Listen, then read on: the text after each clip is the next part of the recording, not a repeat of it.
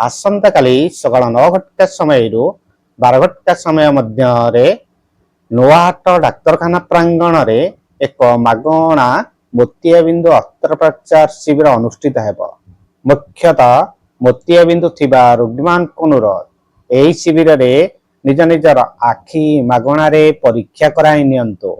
जेउ माने अस्त्रोपचार पाई योग्य विवेचित हेबे सेमानंको भुवनेश्वर लायंस चक्षु चिकित्सालय रे मागणार अस्त्रोपचार करा जिवो।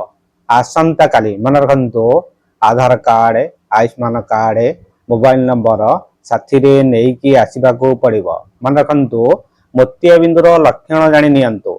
जेउ रोगी मानंको दूर को भल देखा जाउ नथिबो, दूर को देखिले जाला पल्ला परि लागुथिबो, धुआया देखा जाउथिबो अथवा कुहुड़िया देखा जाउथिबो, एही रोगी मानंको विशेष अनुरोध एही शिविर रे निज निजर आखि मागणा रे परीक्षा कराई नियंतु।